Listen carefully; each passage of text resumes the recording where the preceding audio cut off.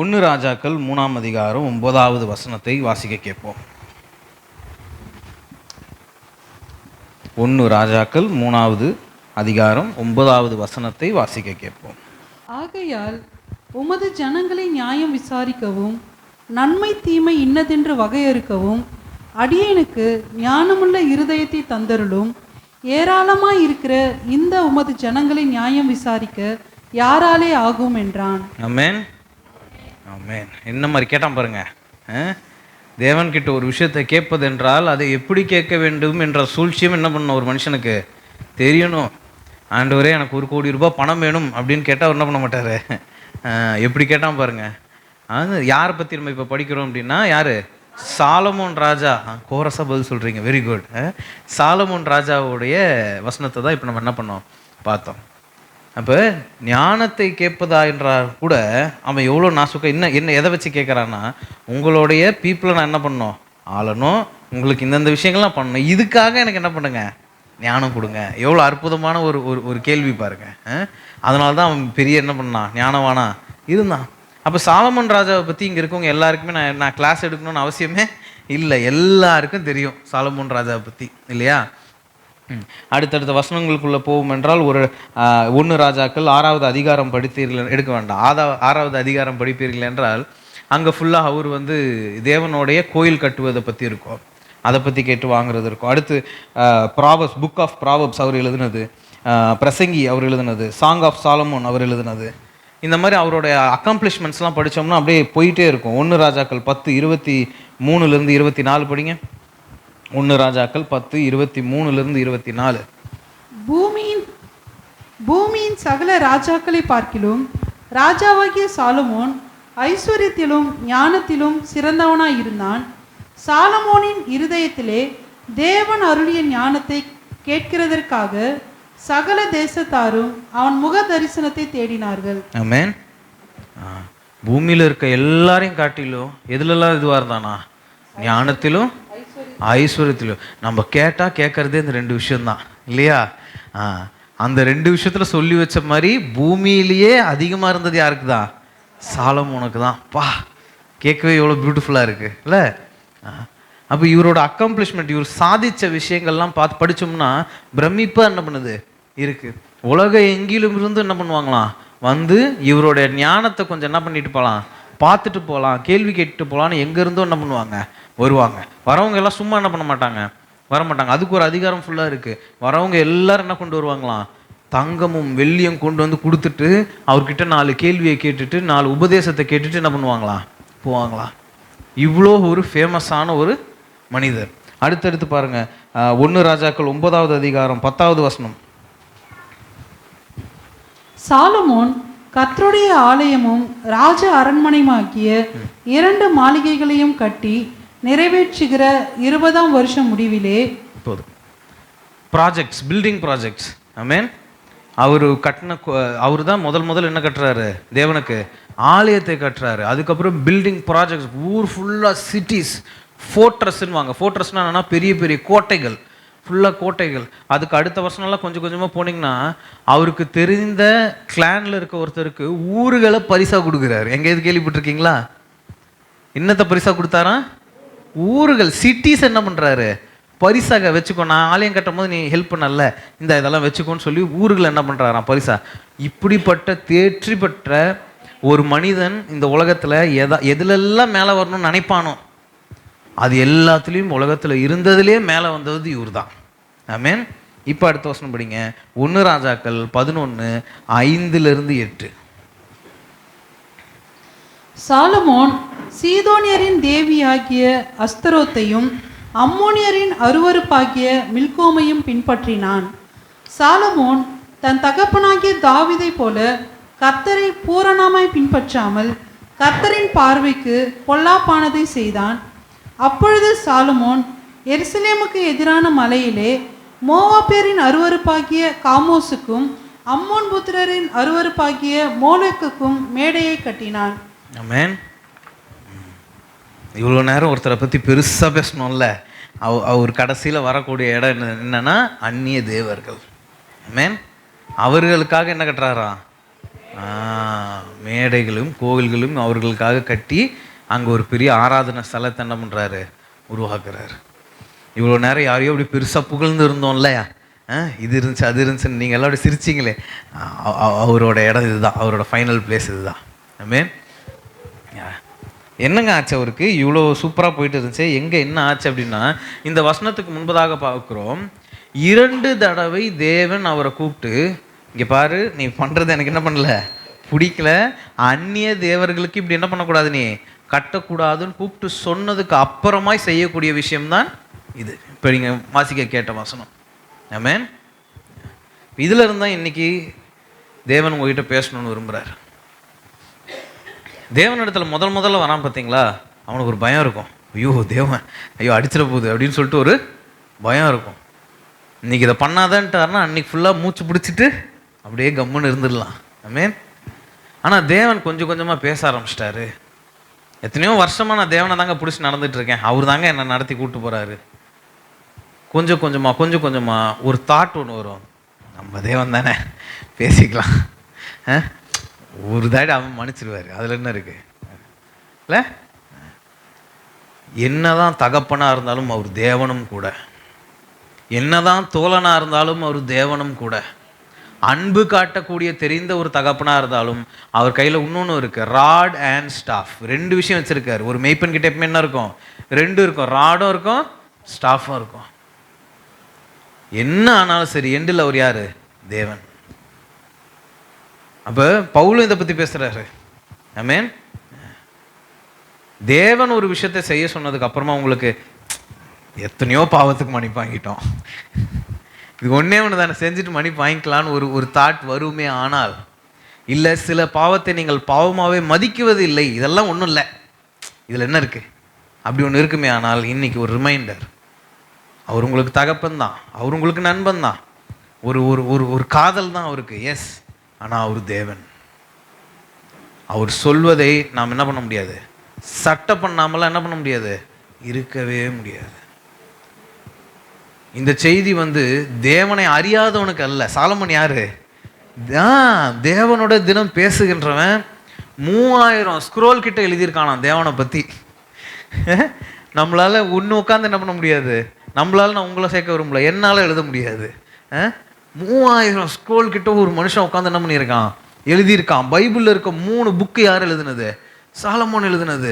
முதல்ல தேவனுக்கு கட்டப்பட்ட ஆலயம் சாலமோன் கட்டினது. உலகத்திலே இதுக்கு மேல ஞானம் ஒருத்த மண்டைக்குள்ள புகுந்த முடியாதுன்ற அளவுக்கு ஞானவான். ஆமென். அவன் 2 தாட்டி தேவன் சொன்னதுக்கு அப்புறமாவும் அந்த வசனத்தை திருப்பி படிங்க சிஸ்டர். சாலமோன் சீதோனியரின் தேவியாகிய அஸ்தரோத்தையும் அம்மோனியரின் அருவருப்பாகிய மில்கோமையும் பின்பற்றினான். வெயிட் பண்ணுங்க, அங்க வெறும் மற்ற டேட்டியோடைய பேர் மட்டும் இல்லை, மற்ற பிசாசோடைய பேர் மட்டும் இல்லை, அதுக்கு முன்னாடி இருக்கிறது ஊர் பேர். ஆமென். 2 ஊர் பேர் போட்டு அந்த ஊரோடைய ஒரு பிசாசோடைய பேர் என்ன பண்ணியிருக்கான், போட்டிருக்கான். அப்போ சாலமோனை பொறுத்த வரைக்கும் அந்த பிசாசை ஜோம் பண்ணலான்னு போனான் கிடையாது. அவன் ஆளுமைக்குள்ளே வந்துட்டான். இந்தந்த ஊர் எனக்குள்ளே இருக்குது, அப்போ நாளைக்கு இவன் என்ன பண்ணணும், வழிபட்டுணும், இவன் என்னை முரண்டு பிடிக்கக்கூடாது, அந்த ஊருக்கு ஒரு கோயில். இந்த ஊரில் எத்தனை பேர் இருக்காங்க, இத்தனை லட்சம் பேர் இருக்கான், அப்போ இவனுக்கும் எனக்கு நான் என்ன பண்ணணும், ஃபேவரபுளாக இருக்கணும், நான் ராஜா இல்லையா, இந்த ஊருக்கு ஒரு கோயில். மனிதர்களை ஆளும்படி என்ன ஆயிட்டான், வந்துட்டான். ஆமென். ஞானவான்னு சொல்லிட்டு தேவன் சொல்றது புரிஞ்சிருக்காதுங்கன்னு என்ன பண்ண முடியாது, சொல்ல முடியாது. தம்பி நான் இத்தனை தாட்டி ஃபாஸ்டிங் போடுறேன்கிட்ட தேவன் பேசுவார், இருந்தாங்க இந்த வசனம் பாருங்கன்னு சொல்லிட்டு தேவன் ஒருத்தவங்கிட்ட பேசுன்னும் போது சொல்ல முடியாது. உங்கள் ஏரியாவில் இருக்கிறவங்களுக்கே நீங்கள் தான் போயிட்டு சுவிசேஷம் சொல்லுவீர்களே, ஆனால் உங்கள் வீட்டில் ஒரு பிரச்சனைன்ற போது வேற ஒருத்தர் உங்ககிட்ட சொல்லணும்னு அவசியமே இல்லையே. தேவன் தான் உங்கள் எல்லார்கிட்டையும் பேசுகிறாரு. ஆமென். மனிதனுடைய கணக்கு சாலமோனின் இருதயத்துக்குள்ள என்னாச்சு, பூந்து போச்சு. அப்போ ஊர் பேரை போட்டு அந்த டிஏடி பேரை போடுறான், அதுக்கு கோயில் கட்டுறான், அதுதான் அவன் கணக்கு. அப்போ இதெல்லாம் எனக்கு கீழே இருக்கணும், இது இங்கே வந்துடும். சாலமோனுக்கு நிறைய ஒய்ஃப்ஸ் இருந்தாங்கன்னு எல்லாருக்குமே என்ன பண்ணோம் தெரியும். ஆனால் ஸ்காலர் சொல்கிறாங்க அவன் ஒன்றும் லஸ்ட்ஃபுல்லாக என்ன பண்ணல, எல்லாரையும் போய் கல்யாணம் பண்ணல. அது அந்த காலத்தில் இருந்தக்கூடிய ஒரு ராஜதந்திரம். அது இன்னொரு ராஜாவுடைய பொண்ணை கட்டிக்கிட்டா அவங்களுடைய ஒரு ஒரு பங்கு என்ன பண்ணிப்பான், இவன் எடுத்துப்பான். இந்த ராஜாக்கமும் இந்த ராஜா கூட என்ன ஆகிடும், கலந்துரும். அப்போ தேவன் தர்றதை தாண்டி ஒரு ஆசை, இன்னும் கொஞ்சம் இதுவும் கிடைக்குமா, இதை பண்ணுறதுக்கு என்ன பண்ணணும்? ஆமென். அப்போ நல்ல ஞானம் இருந்த ஒரு மனுஷனுடைய முற்றுகை எங்கே வந்து முடியுதுன்னா, மற்ற தேவர்களுக்காக என்ன கட்டினா, கோயில் கட்டினா. அப்போ இன்னைக்கு எதனா ஒன்று தான் முடிவு பண்ண முடியும். ஒன்று, தேவன் பேசுறது எனக்கு கேட்கவே இல்லை, அந்த சைடு என்ன பண்ணிடலாம், போய் நின்றுடலாம். இல்லை, தேவன் பேசுறது எனக்கு கேட்குது, அது கூட நான் எல்லாத்துக்கும் கீழ்ப்படுகிறேன், அந்த இடத்துக்கு வந்துடலாம். சாலமோன் இப்போ நிற்கிற இடம் என்னன்னு கேட்டிங்கன்னா, தேவன் பேசுறது எனக்கு கேட்குது, ஆனால் கீழ்ப்படியெல்லாம் முடியாது. நம்ம ஏஸ்பா தானேங்க, மன்னிச்சிருவாருங்க, இதில் என்ன இருக்குது? ஆமென். ஒரு போதகர் மிகவும் அழகாக சொல்லுவார், சால்வேஷன் இருக்குன்னு சொல்லிட்டு பாவம் பண்ணிக்கிட்டே இருக்கலாமா? இது ரொம்ப ஃபேமஸான ஒரு கேள்வி. உங்கள் எல்லாருக்கும் உங்கள் வாலிபத்தில் இந்த கேள்வி என்ன இருந்திருக்கும். தேவன் தான் எல்லா பாவத்தையும் என்ன பண்ணிடுறாரு, கழுவிடுறாரு. நான் பாவம் என்ன அப்புறம் எதுக்குங்க நான் ஸ்ட்ரிக்டாக வாழணும்? நான் என்ன பண்ணுறேன், நான் உலகப்போ நானும் ஜாலியாக வாழ்கிறேன், அவனுக்கு பாவம் போகாது, எனக்கு பாவம் போகும், அவ்வளோதானே. இது எல்லாருக்கும் வரக்கூடிய ஒரு கேள்வி. மிகவும் அழகான விளக்கம் என்னென்னா, தினம் தினம் நான் பாவம் செய்யக்கூடாது என்று நினைத்து கொண்டு இருக்க ஒருத்தன் பாவத்தில் விழுவானே ஆனால் அவனுக்கு பாவ மன்னிப்பு உண்டு. ஆமென். அவனுக்கு என்ன ஆசை, ஐயோ நான் பாவம் பண்ணாமல் என்ன பண்ணணும், வாழணும். ஏசப்பாக்கு நான் என்னத்தை பண்ணிடக்கூடாது, டிஸ்ஆனஸ்டி, அசிங்கத்தை கொடுத்துடக்கூடாது. எனக்காக இறங்கின மனுஷன், அவனை நான் விட்டுறக்கூடாது. எனக்காக இவர் நின்றார், இவருக்காக நான் வாழ்கிறேன், அதுதான் கணக்கு. அப்போ தினம் தினம் ஒரு பாவமும் பண்ணிடக்கூடாதுன்னு அவன் மனசில் ஒரு பிரியம், ஒரு ஆசை இருக்குது. இதை தாண்டி இந்த சரீரம் செதை என்பதனால அவன் விழுகிறான். இவனுக்கு ரட்சிப்பு உண்டு. இவன் பாவத்தை இயேசு என்ன பண்ணுறாரு, கழுவுறாரு. ஆனால் இந்த கணக்கை புரிந்து கொண்டு ஒரு நரி மூளை உள்ள என்ன பண்ணும், வேலை செய்யும். அது சொல்லும், அதுதான் ரத்தம் கழுவுதில்ல, செஞ்சா என்ன, செஞ்சுட்டு நான் போய் அழுதுகிறேன், நான் போய் அவர்கிட்ட மன்னிப்பு கேட்டுக்கிறேன். எத்தனையோ மனிதர்கள் பெருமைத்தனமாக இதை சொல்வதை நானே கேட்டுக்கொண்டு இருக்கிறேன். இதில் என்ன இருக்குது, அதெல்லாம் அவர் மன்னிச்சிடுவார். நான் பாவின்றது அவருக்கு தெரியும், நான் பாவம் பண்ணுவேன். எங்கள் அப்பா என்ன பண்ணிடுவார், மன்னிச்சிடுவார். தேவனிடத்துல ரொம்ப நெருங்கிட்டா, ரொம்ப ஃப்ரெண்ட் ஆகிட்டா, கொஞ்சம் கொஞ்சமாக அவர் தேவன் என்பதே என்ன பண்ணிடுவோம், நம்ம மறந்து போயிடுவோம். வானத்தையும் பூமியும் சிருஷ்டித்த தேவன் இறங்கி வந்து ஒரு உருமுனாருன்னா நம்மள என்ன ஆயிடுவோம், நடுங்கி. அவர் அதை காட்டாமல் ஒரு மெய்ப்பனாய் வந்து ஆடுகளை அப்படியே தூக்கி, வா இப்படி உட்காரு, இந்த புல் இருக்குது, இதோ தண்ணி இருக்குது, இங்கே அமர்ந்து இங்கே அப்படியே ஓய்விடு, அவ்வளோதான். அவர் உருவம் கொஞ்சம் மாறிச்சுன்னா கூட நம்மளால என்ன பண்ண முடியாது, அதை தாங்க. எத்தனையோ பைபிள், எத்தனையோ ப்ராஃபிட்ஸ் படிக்கிறோம், தேவனை பாற்ற மாத்திரத்தில் உதிரி ஒன்றுலாம் கீழே என்ன பண்ணிட்டான், அப்படியே முகம் குப்புற விழுந்தான்னு எத்தனை தாட்டி படிச்சிருக்கோம். தேவனுடைய சாயலை அவர் காட்ட முடியாதுன்னு அல்ல, அதை காட்டுறதுக்காக ஒன்றும் அவர் மனிதனா வரல. ஆமென். அப்போ இரக்கத்துக்கும் ஒரு கோடு உண்டு. ஆமென். இரக்கத்துக்கும் ஒரு கோடு உண்டு, ஒரு புள்ளி உண்டு. அதை என்ன பண்ண முடியாது, நம்ம எவ்வளோதான் புஷ் பண்ண முடியும், தாண்ட முடியாது. உங்கள் மனதின் கிரியத்தை தேவன் அறிவார். ஆமென். அப்போ மனசுக்குள்ள என்ன கணக்கு இருக்குன்றதும் தேவன் என்ன பண்ணுவார், அறிவார். இங்கே சுத்து போட்டாலும் சாலமோன் ஒரு காரணத்தை சொல்லி தப்பிக்க முடியாது. எனக்கு தெரியவே தெரியாதுங்க ஐயா அப்படின்னு என்ன பண்ண முடியாது, சொல்ல முடியாது. ஏன்னா உலகத்திலேயே ஞானவான அந்த டைமில் யார் தான், சாலமோன் தான். அதில் மாற்று கருத்தே அல்ல, சொல்லவே முடியாது. ஜான் த பேப்டிஸ்ட் அவர் சொல்கிறாரு, என்னை காட்டிலும் இதுக்கு அப்புறமா, கிறிஸ்துவுக்கு அப்புறமா வரக்கூடியவங்க எல்லாரும் எனக்கு நிகர், என்னோட பெரியவங்கன்றான். எந்த தைரியத்தில் அவ்வளோ பெரிய வார்த்தையை சொல்கிறாரு? ஏன்னா நம்ம எல்லாருக்கும் என்ன இருக்குது, ரட்சிப்பு இருக்குது, சால்வேஷன் இருக்குது. ஆவியானவரை ஓல்ட் டெஸ்ட்மென்ட்ல கைவிட்டு எண்ணிடலாம் எத்தனை பேரால உணர முடிஞ்சுன்னு. தாவீது மேலே இறங்கினாரு, ரொம்ப ரொம்ப குறிப்பிட்ட பேர் மேலே தான் the spirit of God descended. அவர் மேலே ஆவியானவர் என்ன பண்ணார், ஊற்றப்பட்டார்னு இருக்கும். அங்கே நீங்கள் பார்க்குறவங்க எல்லார் மேலேயும் ஆவியானவர் என்ன பண்ணல, இறங்க. ஆனால் இங்கே இருக்க ஒருத்தர் மேலேயும் ஆவியானவர் இருக்கார். கேட்டா உடனே என்ன பண்றாரு அவரு? கேளுங்கள் அப்போது உங்களுக்கு கொடுக்கப்படும் என்ற வசனத்துடைய பின்னணியே ஆவியானவரை பெற்றுக்கொள்வது தான். அப்ப இன்னைக்கு ஆவியானவர் என்னோட இருப்பார், எனக்குள்ள ஆவியானவர் இருக்காருங்க, தேவன் எனக்குள்ள இருக்காருன்னு சொல்லிட்டு மறுபுறம் மன்னிச்சிருவாருங்க, தெரியாம பண்ணிட்டேங்க, அதை சொல்ல முடியாது. ஆமென். வார்த்தை இருபுறம் குட், இருபுறம் அப்படி ரெண்டு பக்கமும் என்ன பண்ணியிருக்காங்களா அதை. அது அங்க இருக்கவனுக்கும் ஆபத்து, இங்க இருக்கவனுக்கும். ஆமா, ஒழுங்கா பிடிக்க தெரியணும். ஆமென். ஒழுங்கா நிக்க தெரியணும். சால்வேஷனை அபியூஸ் பண்ண முடியாது. ஏன்னா மனிதன் என்ன பண்ணிடலாம், ஏமாத்திடலாம், வகை வகையா சிரிக்கலாம், இல்ல இனிப்பா பேசலாம், சந்தோஷமா இருக்கலாம், வாங்க வாங்க உங்களை பத்தி பேசிட்டு இருந்தேன் சொல்லலாம், இல்ல. ஆனா தேவனும் இருதயத்தை என்ன பண்றாராம், காண்றார். இருதயத்தை பார்க்கக்கூடிய தேவன் கிட்ட நான் என்னன்னு போய் சொல்றது, அவர்கிட்ட நான் என்ன மாதிரி நடிக்கிறது, நான் நடிக்க ஆரம்பிக்கும் போதே அவருக்கு தெரிஞ்சிடும்.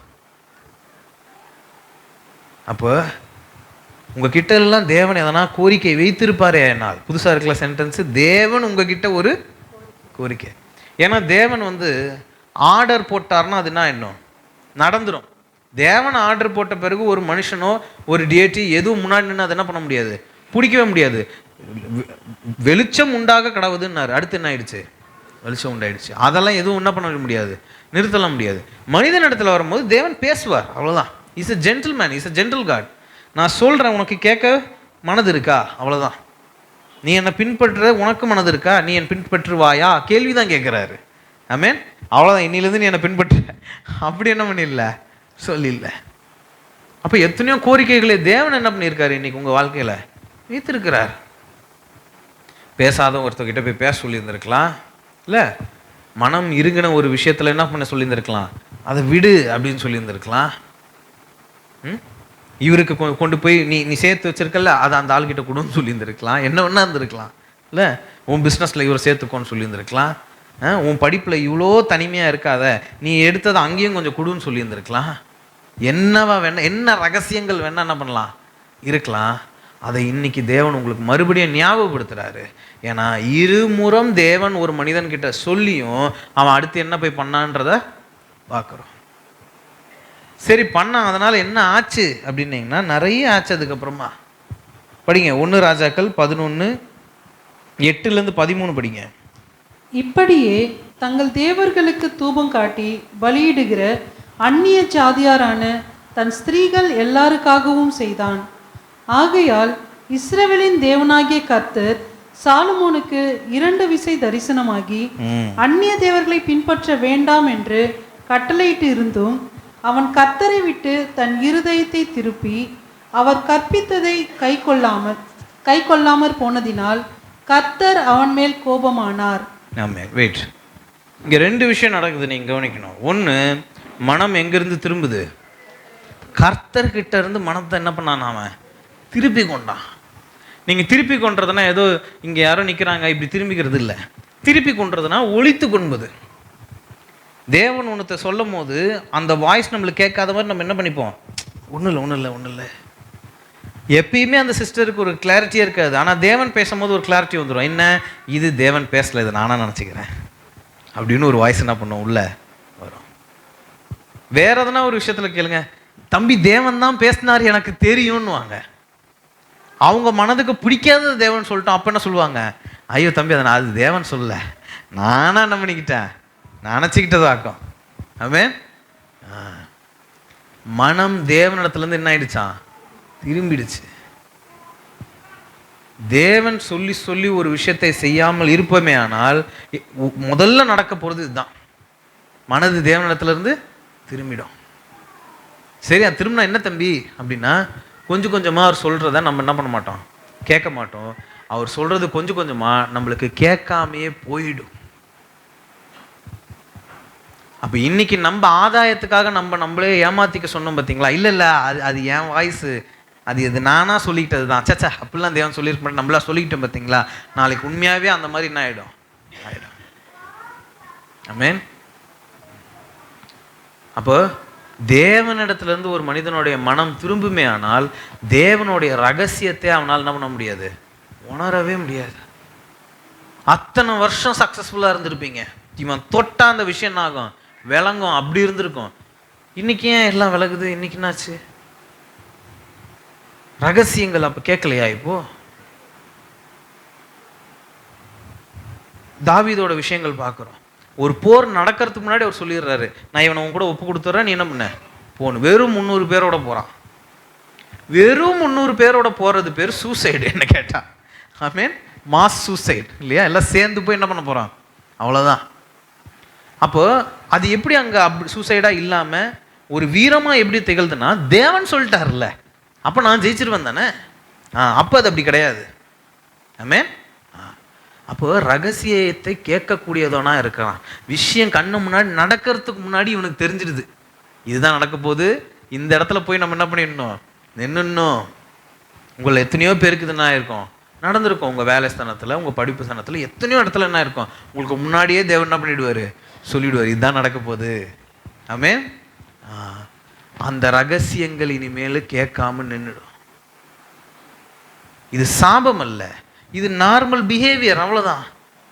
நான் என் மைண்டு கிட்ட சொல்கிறேன், ஐயோ அது கேட்காத, திரும்பிக்கோ திரும்பிக்கோ திரும்பிக்கோன்னா அது இப்படியே இருக்கும். அதுக்கப்புறமா கேட்காத.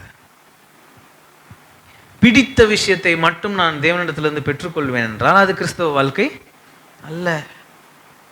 ஒரு அருமையான ஒரு கோட் இருக்கும், God's no is not a rejection, it's a redirection. தேவன் ஒரு விஷயத்திற்கு நோ முடியாது அப்படின்னு சொல்லியிருப்பாரு, ஆனால் அது உங்களை ரிஜெக்ட் பண்ணுவதில்லை, உங்களை நோ அப்படின்னு நிறுத்துவதில்லை, அது ரீடைரக்ஷன். இது கிடையாது, அடுத்து இங்கே போ, இது இல்லை தான், ஆனால் இங்கே ஒன்று வச்சிருக்கேன் பார், இந்த பாதையில் போ. நம்ம காரில் போயிட்டே இருக்கும்போது என்ன பண்ணுறான், நோ என்ட்ரி அப்படின்னு போர்டு போட்டு இன்னொரு பக்கம் ஒரு ஆரோ என்ன பண்ணுறான் போடுறான், இந்த சைடாக என்ன பண்ண போ, ரீடைரக்ஷன். இங்கே நிறைய பேருக்கு தேவனிடத்துலேருந்து ஆமாம் வந்தால் மட்டும்தான் பதில், இல்லை என்பது பதிலே கிடையாது. அதை நம்ம பதிலாக கூட என்ன பண்ணிக்கிறது இல்லை, அங்கீகரிப்பதே இல்லை. எஸ்ன்றது மட்டும்தான் பதில், வேறு எதுவுமே பதில் இல்லை. ஆமென். அந்த ஃபோன் யாருதுன்னு பார்த்து கொஞ்சம் ஆஃப் பண்ணுங்க. தேங்க்யூ. It's okay. அப்போ மனம் தேவனிடத்துலேருந்து திரும்புமே என்றால் விஷயத்தை முன்பதாகவே கணிக்கக்கூடியதே நம்ம என்ன பண்ணிடுவோம், இழந்துடுவோம். அடுத்தடுத்து என்ன நடக்க போகுது நம்மளுடைய கெஸ் தான், அவ்வளோதான். தேவ ஆவியானவருடைய ஒரு ஒரு தொடுதலோ ஒரு உணர்த்துதலோ, ஆபரகாம கூப்பிட்டு சொல்கிறாரு, நீங்கள் இருந்து கிளம்பி உங்கள் அப்பா கிட்ட கிளம்பி போன்றாரு. அடுத்தடுத்து என்ன நடக்கும் தெரிந்ததுனால அது ஒரு சக்ஸஸ் ஸ்டோரி. ஆமென். எதுவுமே இல்லாமல் அவருக்கா தோணுது, அவராக இழந்து போயிட்டாரு. இப்போ அந்த ஸ்டோரி எப்படி பார்ப்பீங்க? எதுவுமே நடக்கல, அங்கே போய் என்னன்னு பார்ப்பீங்க அதை. அப்போ மனம் தேவனை நோக்கி இருப்பது மிக மிக முக்கியம். தேவனுக்கு மாத்திரமல்ல, நீங்கள் இந்த பூமியில் சக்ஸஸ்ஃபுல்லாக வாழணும்னா மனம் யாரை பார்த்து தான் இருக்கணும், தேவனை பார்த்து தான் இருந்தாக வேண்டும். அதில் நெகோசியேஷன் கிடையாது. அதில் ஒரு 50% உங்களை பார்த்துருக்கட்டும், ஒரு 30% இந்த சைடு இப்படி இருக்கட்டும், அப்படி ஒன்று இல்லை. அது மாளிகைமையின் துடுப்பு மாதிரி, இந்த சைடு திருப்பினா முழுசாக தான் இந்த சைடு திருப்போம், அந்த பக்கம் திருப்பினா முழுசாக தான் அந்த பக்கம் திருப்போம். கொஞ்சம் இப்படி கொஞ்சம் அப்படி பண்ண முடியாது. அனலும் இன்றி குளிரும் இன்றி இருக்கிறவனே தேவன் என்ன பண்ணுவாராம், அவ்வளவுதான். கக்கி என்ன பண்ணுவார், போட்டுருவார், உள்ளே வைத்துக்க மாட்டார்.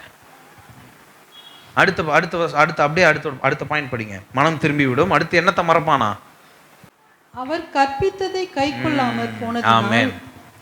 ரெண்டாவது விஷயம், அவர் கற்பித்ததை வெரி இம்பார்ட்டன்ட்.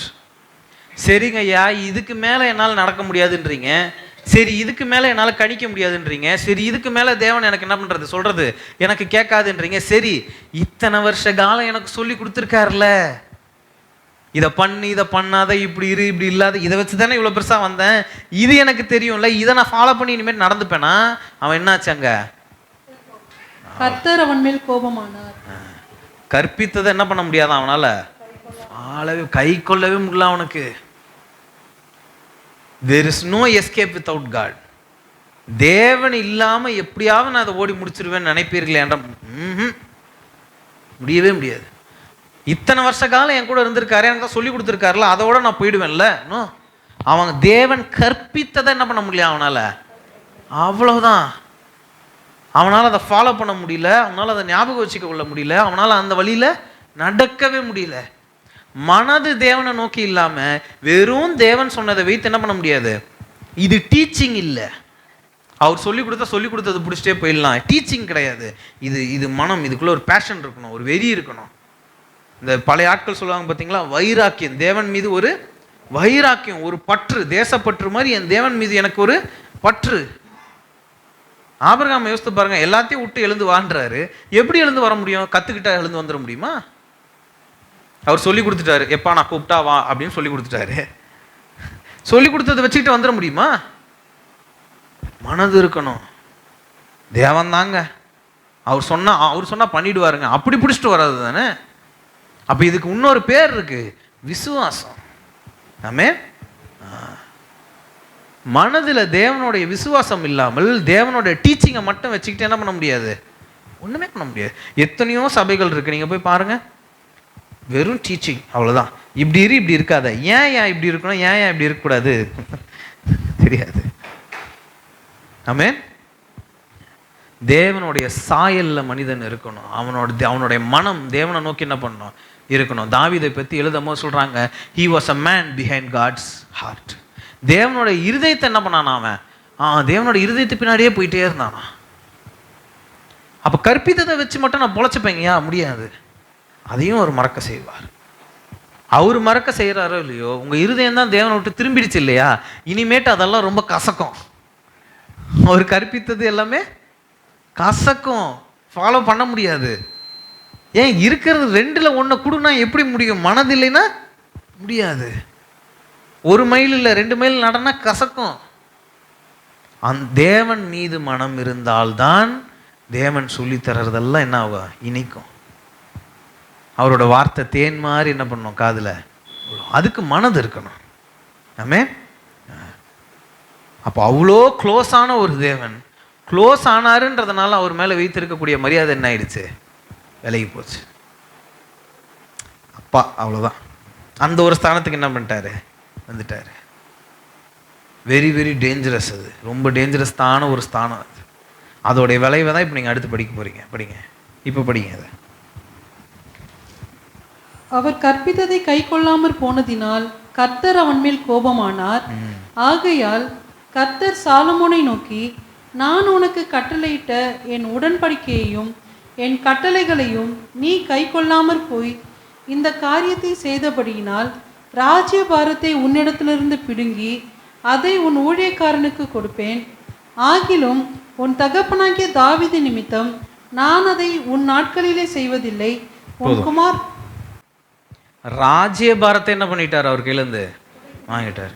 நம்ம வசனம் படிக்கும்போது படித்தோம், சும்மா அந்த பேய் பிசாசுக்கு ஒரு கோயில் கட்டலை, அதுக்கு முன்னாடி ஒரு ஊர் பேர் இருக்கு. அப்போ எதுக்கு அதை கட்டியிருக்காருன்னா, ராஜ்யபாரத்தை காப்பாற்றி கொள்ள தான் அவர் என்ன பண்ணுறாரு, அதை கட்டுறாரு. நான் ராஜ்யபாரத்தோட இருக்கேன், ராஜா நான், எனக்கு கீழே ஊர்கள் இருக்கு. இந்த ஊரா, இந்த ஊருக்கு ஒரு கோயில் வச்சுக்கோ, இதுவா இதுக்கு ஒன்று வச்சுக்கோ. அதை எதுக்காக அவன் அதை பண்ணானோ அதை என்ன பண்ணிட்டார் அவர்கிட்ட இருந்து, அவ்வளோதான். இதை சாதாரணமாக ஒரு மனுஷன் பிடிச்சானா, சாலமோனுங்க அவர் அப்படியே கொஞ்சம் கொஞ்சமாக வேற தெய்வர்கள்கிட்ட அப்படியே போயிட்டாருங்க. முன்னாடி ஊர் பேர் இருக்கிறதுனால நம்மளுக்கு தெரியுது, இல்லை அது ஊருக்காகன்னு. அப்போ தேவன் பாருங்க கரெக்டாக இருதயத்தை என்ன பண்ணியிருக்காரு, பார்த்துருக்காரு. இருதயத்தில் இவன் என்ன ரகசியம் வச்சுருக்கான், எதுக்காக இவன் இப்படி பண்ணான். ஓ இதுதான் விஷயம், ராஜ்யபாரம் தானே உனக்கு விஷயம், ராஜ்யபாரத்தை நான் என்ன பண்ணுறேன், எடுத்து போடுறேன். தேவன் இல்லாமல் என்ன ராஜ்யபாரம். அந்த ராஜ்யபாரம்ன்ற இடத்துல நீங்கள் உங்களோட ப்ரெஷஸான விஷயம்லாம் போட்டுக்கணும். தேவனை உதறி விட்டு என்ன டேஷ் அந்த இடத்துல என்ன பண்ணிக்கணும், நீங்கள் ஃபில் பண்ணிக்கணும். அது நீங்கள் வீடு கட்டுறதா இருக்கட்டும், குழந்தை பெக்கிறதா இருக்கட்டும், உங்கள் வேலையாக இருக்கட்டும், உங்கள் படிப்பாக இருக்கட்டும், உங்களுடைய உன்றவர்களாக இருக்கட்டும், உங்களோட நண்பர்களாக இருக்கட்டும், எதுவாக வேணா இருக்கட்டும், தேவனை தூக்கி போட்டு விட்டுட்டு இது என்ன. எக்ஸடஸில் போட்டிருக்கு, he is a jealous God. ஜெலஸ்னா என்ன தெரியும் இல்லையா, அவரோட இடத்துல வேற ஒருத்தனை உட்கார வச்சா அவரால் என்ன பண்ண முடியாது, ஒத்துக்கவே முடியாது. முதல் வேலை அந்த சேரை காலி பண்ணுறது தான். ஆமென். அது உங்கள் கை மூலியமாகவும் பண்ணுவார், மற்றவனை எழுப்பி விட்டு என்ன பண்ணுவார், அவர் பண்ணுவார். பேச ஆள் இல்லைன்னா கழுத வாயிலேருந்து கூட பேசக்கூடிய ஒரு தேவன். ஆமென். ரீசெண்டாக ஒரு ஒரு ஊழியக்காரர்கிட்ட பேசிட்டு இருக்கும்போது சொன்னேன், தேவனுக்கு மனிதன் என்ன பண்ணல தேவையில்ல, மனிதனுக்கு தான் தேவன் தேவை. இந்த ஊழியத்தை நடத்தணுங்க, இது இவர் இல்லாமல் பண்ணியே இருக்க முடியாது. தேவன் என்ன இந்த ஊழியத்துக்காக கூப்பிட்டார், இந்த ஊழியத்தை நான் தான் நடத்தணும். நோ, தேவனுக்கு மனிதன் 1000 பேர் இருப்பான் இந்த ஊழியத்தை எடுத்து நடத்துறதுக்கு. தேவன் கொண்டு வரணும்னா இப்படி கொண்டு வருவார். ஆமென். எழுப்புறவனை எழுப்புவார், உட்கார வைக்கிறவனை உட்கார வைப்பார். எவனும் எதுவும் பேசிட முடியாது. அப்போ மனதை அறியக்கூடிய தேவனுக்கு தெரியும், இவன் எதுக்காக இதை கேட்கல, எதுக்காக இதை செய்யல, இதுதான் விஷயமா, சேர தூக்க அங்கிருந்து. ஆமென். இது பனிஷ்மெண்ட் தானே. இது கீழ்ப்படியாததுக்கு இது என்ன, ஒரு குழந்தைக்கு கீழ்ப்படியாத போது நம்ம ஒரு பெரம்புல ஒரு அடி அடிக்கிற மாதிரி இது ஒரு அடி தானே. அந்த அடியிலையும் ஒரு அன்பு இருக்கு. என்ன, இது உன் காலகட்டத்தில் நடக்காது, நீ மரித்ததுக்கு அப்புறமா உன் பிள்ளையோடைய காலம் வரும்போது தான் இதை நான் என்ன பண்ணுவேன். இதுதான் உங்க தேவன். ஆமென். அவர் கோவப்பட்டா கூட அதுல ஒரு சின்ன அன்பு அப்படியே லைட்டாக அங்கே ஒளிஞ்சிருக்கு. அது ரொம்ப இன்ட்ரெஸ்டிங்கான வசனம். ஏன் அந்த அந்த இடத்துல அதை சொல்றாருன்னு ஒன்று இருக்கு. அதுவும் சொல்றாரு, உன் தகப்பன் தாவீதுனால. ஆமென். அப்போ நீங்கள் இங்கே ஒரு விஷயம் எண்ணி பார்க்கணும். சாலமோனுடைய தகப்பனாகிய தாவீதுனால சாலமோனுக்கு சகாயம் என்ன பண்ணுது, சேருது. தேவனிடத்துலேருந்து சகாயம் சேருது. சாலமோனுடைய காரியத்தினால அவனுடைய பிள்ளைக்கு எதிர்ப்பு தேவனிடத்துலேருந்து என்ன பண்ணுது, சேருது. 2 தகப்பர்கள் 2 பிள்ளைகள். ஒருத்தன் வாழ்ந்தனால அவனோட முழு ஜென்ரேஷனுக்கு என்ன வருது, ஏன்னா கருணை காட்டுறான்டா அவன் மேலே. உன் வாழ்க்கையில் இது என்ன நான் பண்ணிட மாட்டேன். நீ இறந்ததுக்கு அப்புறமா உன் பையன் வருவான், ரெஹோபேம் இல்லையா, அவன் வருவான். அவன் காலகட்டத்தில் நான் என்ன பண்ணிக்கிறேன் போ. இதுவும் உனக்காக இல்லை, உங்கள் அப்பாக்காக, தாவீதுக்காக. ஆமென். ஆனால் அடுத்து இன்னொரு பிள்ளையை பார்க்குறோம், ரெஹோபாம் பார்க்குறோம். எத்தனையோ அவனால தான் என்னமோ இந்த 12 கோத்திரமும் பிரிஞ்ச மாதிரியான ஒரு ஹிஸ்ட்ரி. ஆமென். ஆனால் உண்மை என்ன, யாருனால பிரிஞ்சிச்சு, சாலமோன்னால. அப்போ இன்னைக்கு உங்களுடைய பின்னணிக்கு, உங்களுடைய ஜெனரேஷனுக்கு, உங்களுக்கு பின்னாடி வரப்போகிற சந்ததிக்கு நீங்கள் எதை சேர்த்து வைக்க போறீங்க? தாவீது சாலமோனுக்கு சேர்த்து வச்சதையா, இல்லை சாலமோன் ரெஹோபெயாமுக்கு சேர்த்து வச்சதையா? தாவீது இழந்ததும் நிறைய இருக்கு. அவ்வளோ கட்டுக்கோப்பாக வாழணும், அதுலேயும் அவன் மிஸ்டேக் பண்ணான். ஆமென். நான் முன்னாடி உங்களுக்கு சொன்னேன் பார்த்தீங்களா, ஒழுங்காக வாழ்ந்துடணும்னு நினச்சி ஒருத்தன் அவன் சதை மூலயமா கீழே விழும் போது தேவனுக்கு அவன் மீது ஒரு இறக்கம் இருக்கும்னு. இதுக்கு சரியான ஒரு எடுத்துக்காட்டு தாவீது தான். ஆமென். அவனும் கீழே விழுந்தான். மத்தேயு 1:1. ஸோ முதலாவது சாப்டர் எடுத்திங்கன்னா ஒரு 6வது வசனம் 7வது வசனத்துக்கிட்டலாம் வந்தீங்கன்னா சாலமோனுடைய ஜீனாலஜி இருக்கும். எடுங்க அதை. மத்தேயு 1ஆம் அதிகாரம் எடுங்க, 6ஆம் வசனம் படிங்க. ஈசாய் தாவீது ராஜாவை பெற்றான். தாவீது ராஜா உரியாவின் மனைவியா இருந்தவளிடத்தில். சோத்திரம், நிறுத்துங்க. இப்படி ஒரு ஜீனாலஜி எங்கேயாவது கேள்விப்பட்டிருக்கீங்களா? ஜீனாலஜினா என்னன்னா, இவங்களை கட்டிக்கிட்டாங்க, இவரும் இவங்களும் சேர்ந்து இந்தந்த பிள்ளைகளை பெற்றாங்க. இது பேர் தான் என்னது, ஜீனாலஜி. ஓகே. இங்கே சாலமோனோட ஜீனாலஜி கொடுத்துருக்காங்க.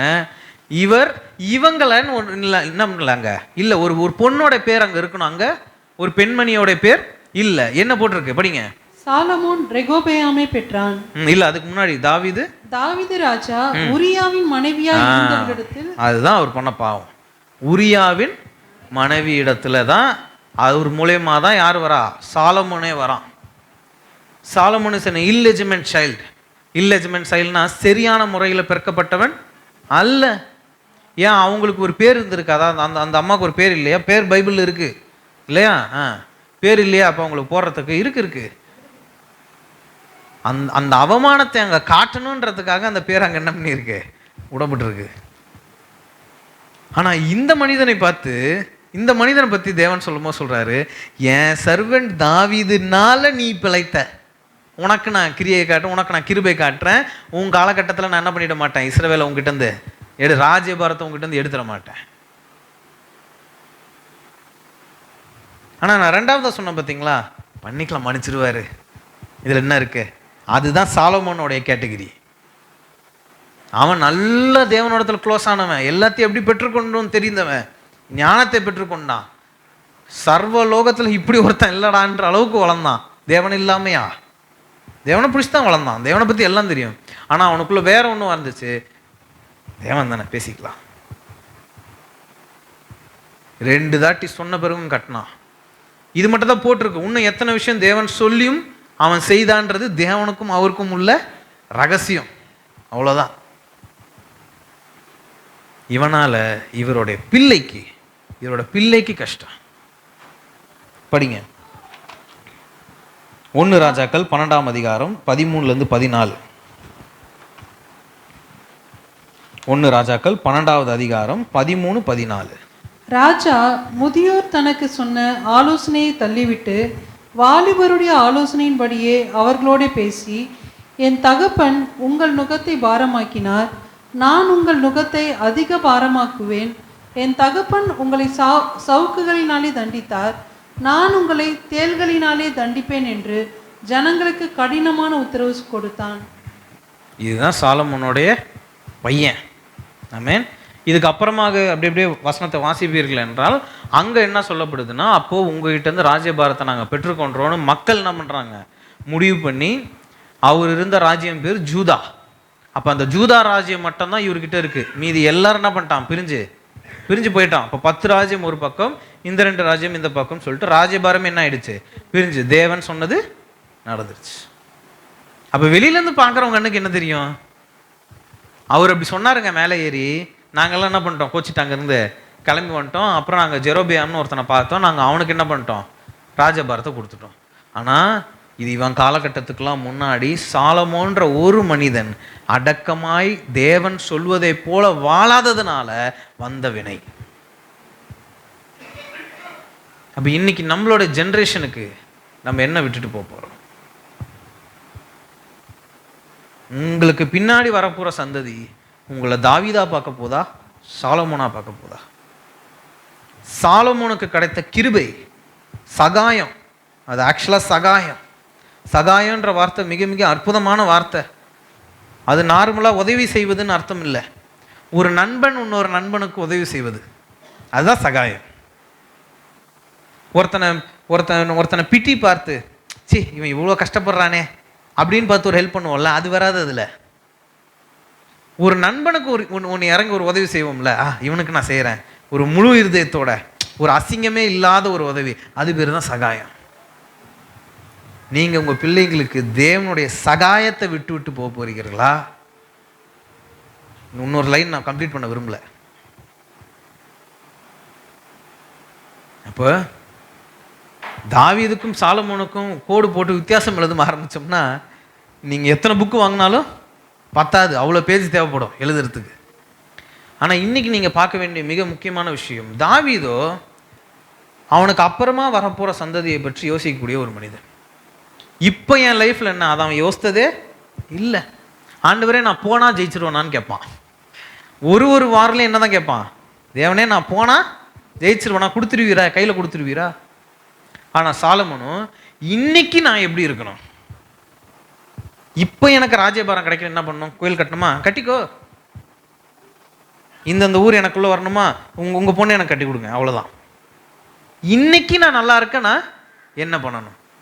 David invested in God, Solomon did not. அப்படின்னா என்னன்னா, தாவீது தேவனுக்குள்ளதாக அவனோட வாழ்க்கையை என்ன பண்ணான், இன்வெஸ்ட் பண்ணான். அவன் இதை போட்டான், விதைச்சா வளரும்னு அவனுக்கு என்ன பண்ணான் தெரிஞ்சிருக்கு. இன்னைக்கு நான் எவ்வளோ வேணா கஷ்டப்படுறேன், சொல்லுங்க என்ன பண்ணணும், அப்படி வந்து நின்னான்.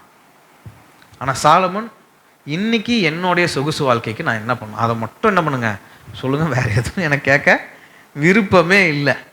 நீங்கள் 2 தாட்டி சொல்லிட்டு போங்க, 3 தாட்டி சொல்லிட்டு போங்க, 7 தரம் சொன்னாலும் எனக்கு அதில் விருப்பம் இல்லை. இதுதான் வித்தியாசம். ஆமென். தாவீது பற்றி நம்ம முன்னாடி படிச்சோம் பார்த்தீங்களா, அவனோட மனம் தேவனுக்கு பின்னாடி என்ன பண்ணிச்சான், தேவனுடைய மனதை நோக்கி ஓடிச்சான். It's very interesting line. அப்போ தேவனுக்குள்ள ஒரு மனுஷன் அவனுடைய வாழ்க்கையை ஒப்பு கொடுத்து, இப்போ நான் என்ன செய்யணும் சொல்லுங்கள், அது எவ்வளோ கஷ்டமாக இருந்தாலும் சரி நான் செய்கிறேன் சொல்லுங்கள் அப்படின்னு நிற்பானே. ஆனால் அவன் சந்ததி அவனுடைய எல்லாத்தையும் என்ன பண்ணுவார் தேவன்? ஆசீர்வதிப்பார். சாலமோனுடைய பிள்ளைக்கு இதை எடுத்து சொன்னாலும் என்ன பண்ணாது? புரியாது. டே உங்க தாத்தா இருந்தாரா, அவர் இப்படி பண்ணாரான்னு சொன்னாலும் அவனுக்கு விளங்காது. மத்தேயு 1:1 எடுங்க. மத்தேயு 1ஆம் அதிகாரம் எடுங்க.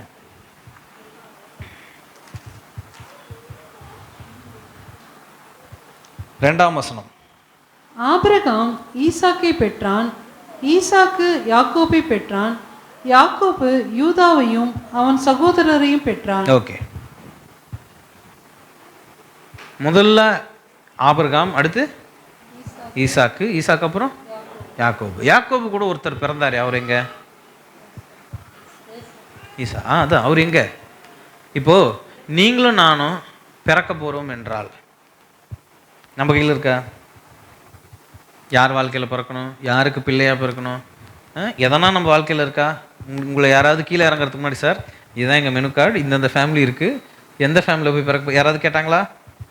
ஆனால் தேவன் வந்து பிறக்கணும்னு நினைத்தாருன்னா பூமியில் அவர் சூஸ் பண்ணுறது தான். ஐ மீன் யாரை வேணா என்ன பண்ணலாம்?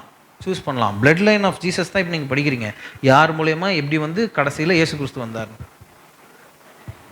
அப்போ ஏன் அந்த ஈசாக்கோட பேர் ஏன் அங்கே இல்லை? நினச்சா சூஸ் பண்ணியிருந்துருக்கலாம்ல. சரியா தகப்பனோட நின்ன ஒரு பையன் தானே. அவர் யார் சூஸ் பண்ணார்? யாக்கோபை சூஸ் பண்ணார். திருட ஏமாற்றிருக்காரன், பொய் சொல்கிறவன், அண்ணனோட பிளெஸ்ஸிங்கை நெய்ஸாக கண்ணு தெரியாத அப்பா கிட்டேருந்து நவுட்டி கொண்டு போனவன், அவனை சூஸ் பண்ணுறாரு. ஆமே. அடுத்து யாக்கோபுக்கு அப்படியே அடுத்து யார் இருக்கா? யூதா. யூதா யார் தெரியுமா? அவன் தம்பி குழியில் இருக்கும்போது கூட்டத்தில் வந்து ஒருத்தன் சொன்னான்ல, டே கொன்னுட வேணாம்டா வித்துடலான்னு, அவன் தான் யூதா. ஆமே. அவன் இறக்கமே அவ்வளோ கொடூரமாக இருக்கு. அவன் இறக்கப்படுறான், தம்பிடா விட்டுடலான்னு சொல்கிறான். அதுதானே சொல்கிறான், இறக்கம் படுறான். அவன் இறக்கம் அவ்வளோ கொடூரமாக இருக்கு, வித்துடலான்றான். அடிமைதனத்துக்கு வித்துடலான்றான், 4 காசு பார்க்கலாம். ஆமேன். அவனை சூஸ் பண்ணுறாரு. இவன் வழி அப்படியே படிப்பில் என்றால் ஒருத்தரும் ரொம்ப ரொம்ப ரொம்ப பயங்கரமானவங்க. 5வது வசனம் படிங்க. சல்மோன் போவாசை ராகாபின் இடத்தில் பெற்றான். வெயிட், போவாஸ் உங்கள் எல்லாருக்கும் தெரியும் இல்லை? போவாஸும் யாரும்? ரூத்து. Very good. போவாஸ் கதை நீங்கள் எல்லாம் கேள்விப்பட்டிருப்பீங்க. அவர் ரொம்ப பெரிய நோபல் மேன் இல்லையா? ரூத்து வந்து தேவன் அவர்கிட்ட என்ன பண்ணார்? தேவன் கொண்டு போனார், எல்லாம் தெரியும். போவாஸோட அம்மா பேர் அங்கே என்னன்னு போட்டிருக்கு? ராகாப். யார் அந்த ராகாப்? கேள்விப்பட்டிருக்கீங்களா அதுக்கு முன்னாடி? எரிகோவின் மதில்களை உடைக்கிறதுக்கு முன்பதாக 2 இஸ்ரவேல் உள்ள போகும்போது அவங்கள அந்த ஊர்லேருந்து காப்பாற்றி கயிறு போட்டு பின்னாடி இறக்கி விட்டவ ராகாப். அவளுக்கு இப்போ போவாஸோடைய அம்மா. அப்போ வேற ஒரு பட்ட பேர் இருந்துச்சு. என்னது? வேசி. எரிகோன்ற சிட்டியில் வாழ்ந்த வேசி. இவங்கள சூஸ் பண்ணுறாரு. இவங்களோட வழியில் நான் என்ன பண்ணுவேன்? வந்து பிறப்பேன். எவ்வளோ வித்தியாசமான ஒரு தேவன் பாருங்க. உலகத்தில் யாரை வேணா என்ன பண்ணியிருந்திருக்கலாம்? சூஸ் பண்ணியிருந்திருக்கலாம். இந்த வழியில் அப்படியே அடுத்து பார்த்தீங்கன்னா 6வது இப்போ நம்ம படித்த வசனம் சாலமோன். ஏன் தாவீதுக்கு வேற பசங்க இல்லையா? தாவீதுக்கு வேற பசங்க இருந்திருக்கணும் இல்லையா? சவுலோடைய 2வது பொண்ணை தான் தாவீது என்ன பண்ணாரு? கட்டினாரு, மீகால். அவ கூட பசங்க இருந்திருக்கணும் இல்லையா? வேற வேற பிள்ளைகள் இருந்திருக்கணும் இல்லையா? ஏன் சாலமோன்? அவங்க அம்மா பேர் கூட இங்கே போடல. அவ்வளோ பெரிய பாவம் அதுக்கு பின்னாடி ஒளிஞ்சிட்டு இருக்கு. ஆனால் தேவன் சொல்றாரு, உன்னை நான் என்ன பண்ணுறேன்? I choose you. நான் உன்னை சூஸ் பண்ணுறேன். மனித கண்ணுக்கு தான் என்ன தெரியும்? பாவமும் பட்ட பேர்களும் டைட்டிலும். தேவனுக்கு அல்ல. மனிதனோட இருதயத்தை என்ன பண்ணுவார்? பார்ப்பாரு. நான் முன்னாடி படித்த 3 பேருமே தேவ சாயலை காமிச்சவங்க. ராபாவை யோசித்து பாருங்க. இவனுங்க ஜெயிச்சானுங்கன்னா சரி, தோத்துட்டானுங்கன்னா ராபாவோட முழு குடும்பம் ஜெரிகோல இருந்திருக்க முடியுமா? ராத்திரியா கொன்னு கூச்சிருப்பாங்க.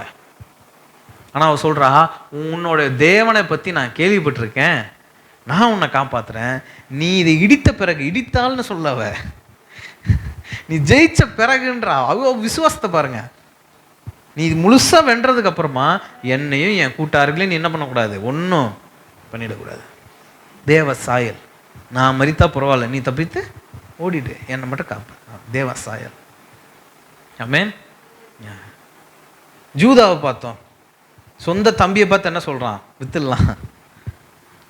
அவனுடைய பின்னணி பாருங்க. யோசேப்பினே தெரியாம நிக்கிறாங்க.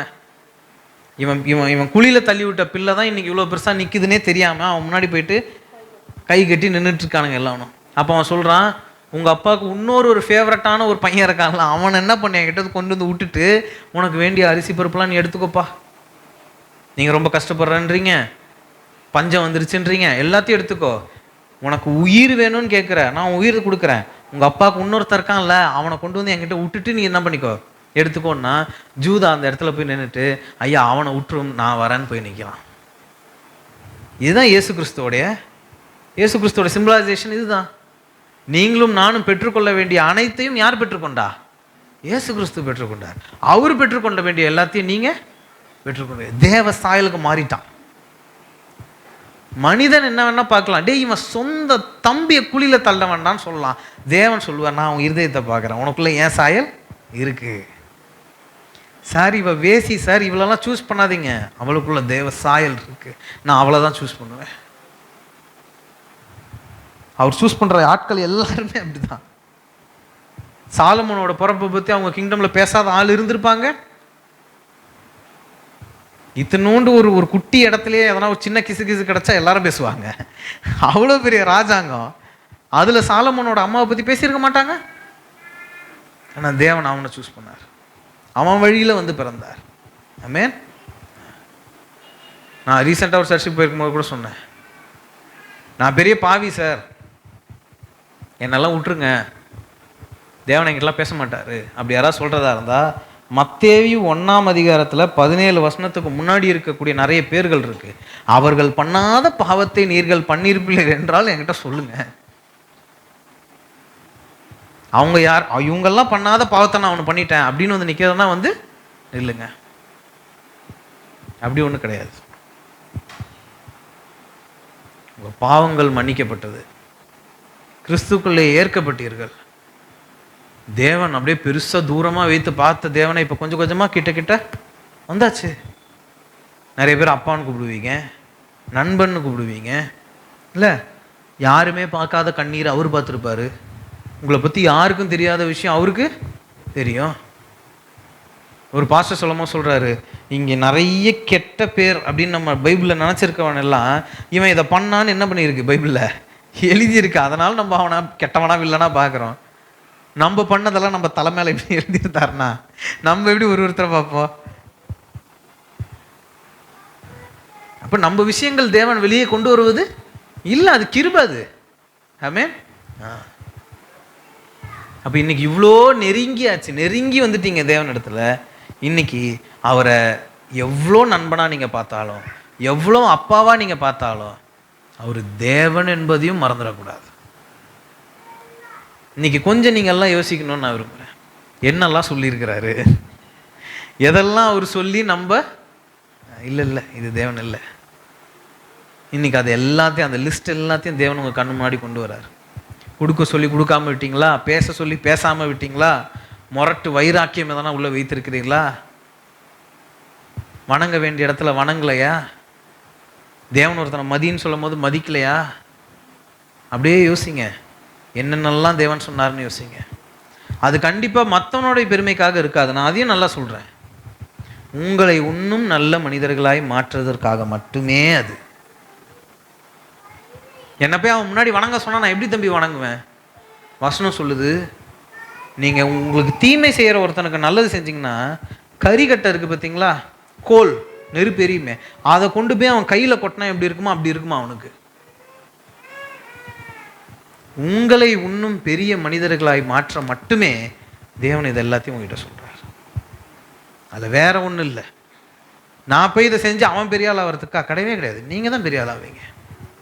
தாவீதோட கதையை பற்றி பார்க்குறோம். எத்தனை தடவை சவுல் கையில் சிக்கியும் தேவன் அவனை ஒப்பு கொடுத்தோம், தாவீது அவனை எதுவுமே பண்ணலை. அது சவுலையா பெருமைப்படுத்துது? யாரை பெருமைப்படுத்துது?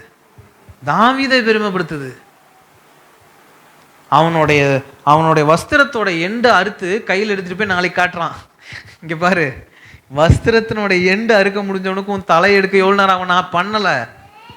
தேவன் உன்னை அனாயின் பண்ணியிருக்காருன்ற ஒரே காரியம் நான் பண்ணலை. இந்த பாரு துண்டு இருந்தா என் சாட்சி வச்சுக்கோன்னு கொடுக்குறான். இது சவுலை பெருமைப்படுத்துதா இல்லை தாவீதை பெருமைப்படுத்துதா? அடுத்த நாள் 2 பேர் கேம்ப்குள்ளே இறக்குறாங்க.